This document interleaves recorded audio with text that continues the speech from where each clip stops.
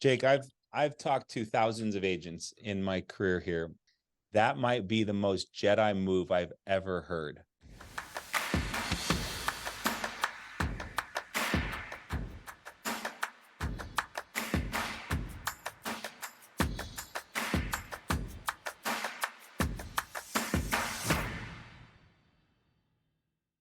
So, okay, client is they're interested, but we're just gonna do some. I want to hear some Jake responses. Listen, Jake, this is great. I want to shop around. Absolutely. So as a broker, it's my job to do the shopping for you, which I already have. The reason we're looking at this NLG illustration right now is just because I've been doing this long enough to know, based on your situation, based on your goal, based on the age, the health, this is who's going to give us, the highest chance of approval, and also do what it is that we need to do to get you to the finish line that you told me, which was, fill in the blank.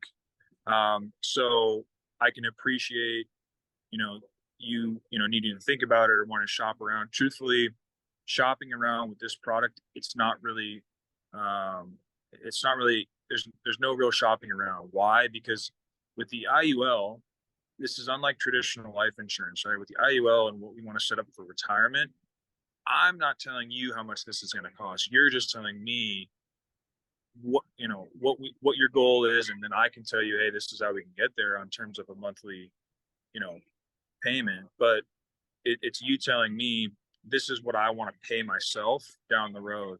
So each of these monthly premiums and payments, they're going towards, what you're going to pay yourself in 20 years or in 17 years or in 60 whatever years, right? So I can appreciate, you wanting to look at other options, but we can move these premiums up, down on a monthly basis, and we can look at different numbers. But in terms of you shopping around, there's really not much to shop for. Is it information, you're looking for? Is there something else that, maybe holding you back? Is it a financial conversation you need to have with somebody? Or what could be, another issue that you're having right now?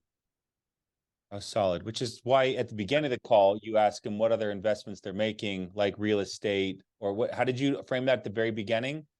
Yeah. So, what other income producing assets are you going to have when you get to retirement? And so that's good to know. And then another thing, so let's say they give me yeah, no, I do. I need to talk to my wife about it. We got to make sure it's going to be, hey, totally understand. I can appreciate that. I have a family. I understand that you guys want to make sure this is something that's actually going to be viable. Um, the one thing I will say is a lot of things get lost in translation, right? I have my, fiance come with me if I'm going to the doctor because I want her to hear it from him because he's the professional, right? He's a medical professional, but I'm a financial professional and I have a license to do this. So just so we don't have anything get lost in translation, I'm happy to do one more call, bring your wife on. I can show her this as well. She can come with any questions she has so we can all make this decision together. Now, for you and your wife to have time to come up with some questions, what's going to give you enough amount of time before we can revisit this? With 48 hours, be enough time for you guys to sit down, find out what the budget is, and then we can sit down and look at this and make sure, she likes the way this looks too. And I got that from John Gavin because I liked it because it kind of takes the pressure off. Hey, I understand that you need to, if they're really hung up right on this objection, it's like, I'm sorry, I have to talk to my wife. No worries. What's going to give you enough time to get that done? And a lot of times I'll leave those Zooms with like, hey, your homework is, remember, you need to find out the budget. You need to, whatever else they need to do. My homework is have this illustration ready for you and your wife on Saturday. We'll do 12:45 your time, whatever, but give them something to go do, give them an actual timeline. And it kind of forces them to stick to that, go collect that information, and then sit down again. So I do like that too. That's great, bro. It's fantastic. I mean, you're also, they might say, well, just later tonight. She's going to be home in an hour. I just need to Yeah, run by her. This exactly. sounds good. I make the decisions anyway. I just want to talk it over with her. They may say, give us a Right. couple weeks. And then, you know, all right, they're not really Yeah. that committed. I didn't set the table enough. I didn't dig in enough information to find out that they're trust fund people and they're just like wasting people's time. Like, I mean, there's always Right. different directions you can go, but it's so good. It's just asking those open-ended questions. I would say, so this has been fantastic, Jake. How do you solidify the sale? So app's been submitted. What are your, is it texts, emails, brownies? Is it a follow-up call from your staff? Does your wife pretend to be your office manager and she calls? Like, what are you doing post, like, you know, app submit? Now, granted, we've got some clerical work within that department, depending on the size of the policy. But what do you do to set yourself up as their agent so they don't fill out any more questionnaires on social media and they don't talk to anybody else and they're your client for life? That's big, really big. And with a fully underwritten product like the NLG, IUL, the Flex Life, there could be, I mean, there could be, you know, if there's some correspondence in with underwriting, like it could be, you know, 10 days. It could be, I mean, there could be a buffer there, and you need to stay engaged with them. I'm texting them. I really don't let 72 hours pass without some sort of correspondence. Hey, Grady, just checking in with you. You know, I had a Zoom call this morning with, you know, one of the reps at NLG. He's a great guy. And, you know, it reminded me to check in on your policy and the process there. Everything, you know, it looks good. Underwriting just a little bit backed up. The first time I hear from them, you'll hear from me. Okay, thanks for checking in. Cool. And then so I keep touching them so they know that they didn't just submit and they're like, what's going on with this? That guy, I haven't heard from him, whatever. And then with NLG, we need to get final documents signed. So there's a DocuSign that NLG will send to me, and then we'll send to the client. And so I use that as an opportunity to, for one, help them sign it because it can be the code. People can screw it up. So I get them on the phone to sign that. I don't just text like, hey, emails in your, you know, inbox, because people will open it. They'll start going through and then they'll say, hey, well, this says this, and I don't know about this, and whatever. So I get them on the phone, say, hey, I want to get you on the phone. I want to help you set up your client app, which there's actually, NLG has a really good client mobile app on the phone. I'll say, hey, I want to help you set up, or I'll text them and say, hey, I want to help you set up your mobile app.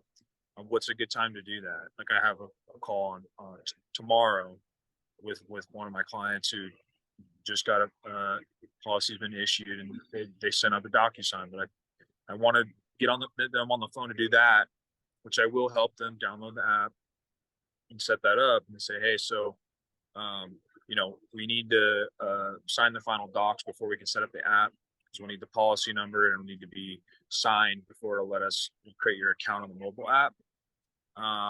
And then, so we'll do that. We'll have them sign, set up the mobile app for them, and then I will schedule an annual review with them from there, and so they understand. Annual Hey, review, like put it on their calendar for a year out. yep. So they understand, like, hey, I'm locked in with this sucker. We have a call in 12 months to review the growth, see what the market did, and from there, so I'll say put it on your calendar, our annual review, and so then, you know, they know, you know, that's upcoming, and it's not like you're just never going to hear from this guy again, and so I think that helps too, and then what I've been trying to do, I just had a little kind of funnel built out for referrals. And so I'll send them and I'll say, hey, you know, you can get, I think, to be compliant, it's $25 per referral. So I'll send them a sheet and they can put in their referral info and say, for every referral who gets placed, I'll get you a $25 You know, you let me know your method of payment, whatever, I'll send you whatever. And so that helps too, because for these people that have already done business with you, the trust is there. So it's now and which is really the hardest part, right? And so once that's there, of course I'm going to refer you to, and I get, you know, I get 3 people, I get, you know, $75, whatever. So that's big too. Jake, I've talked to thousands of agents in my career here, and no one has ever said they schedule an annual review at the close of the app. That might be the most Jedi move I've ever heard, because in all things, whether it's relationships or business or recruiting, when you anchor something to the future, it creates like an invisible band of like trust, and also something that we're committing to.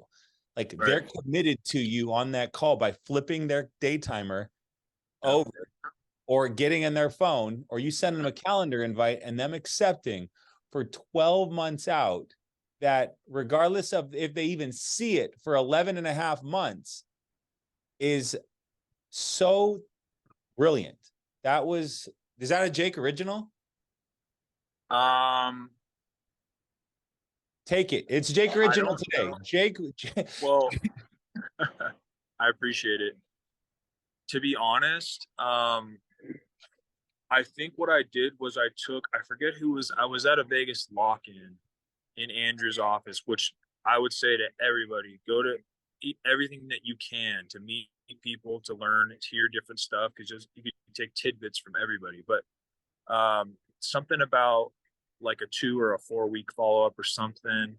But I was just like, well, might as well push it out. But the reason why I did that with the IULs is because this is actually something that compounds and grows on an annual basis. And Yeah. for me, I'm like, oh, this is great, because I can come back to them every 12 months with either good news or good news.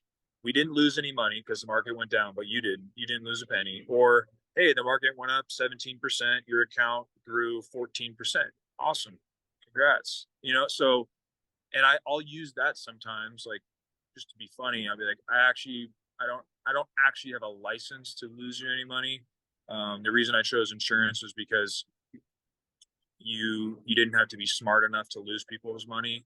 I actually don't have a license to do that. All these products are, you know, downside protected, and so I'll use that sometimes. But yeah, I mean, I think it's a really good way to hammer people down, and also develop that relationship, because just because you don't get any referrals or, you know, whatever maybe that for, but on the annual review, ask again. You know, maybe they met 10 people in the last 12 months. They started a new job or whatever, and they went to a new real estate brokerage, and everyone was, oh, we just were talking about on lunch, you know, last week, what we're going to do for retirement and setting stuff up. I told a couple of people I was talking to you next week, so I'd give you their info or whatever. You don't know what happens, you know, over 12 months, but yeah, I think it's a good tool for sure. For sure. It's a testament to, you know, being in the trenches and figuring it out, and put yourself in the position where you're making it happen. At the same time, in 12 months, they could be making more money and like the way it's performing, and buy another one. Or, you know, so referrals, That and too. or you're solidifying your, you know, that last 14 months of persistency. But I mean, it's the habits of greats. What's easy to do is also easy not to do. So I love it, man. I know you're building a team. I want to get you on a call, talk about more stuff as we can, but any final thoughts you've got on the business, insurance? There's hundreds of baby agents out there getting started, ready to start crawling and walking and buying leads and getting after it. What do you got for them to fire them up and send them off on this day? Yeah, man, I would just say, you've got to control what you can control, and that's your work ethic. I would say find somebody in the business that you resonate with, or who's done, you know, the things that you want to do, or, you know, is where you aspire to be. Ask some questions, but also understand that whether it's sports, whether it's business, it's a performance based, you know, endeavor. And so you got to understand that, people are going to want to help you, but not if you're not helping yourself. And so it doesn't mean you necessarily have to put up huge numbers to get the ear of somebody who's, where you want to be, but it does mean that you need to show them consistency, work ethic. You need to over communicate, unwavering loyalty to those people who are pouring into you, and those people who are really hungry and are giving it everything they have.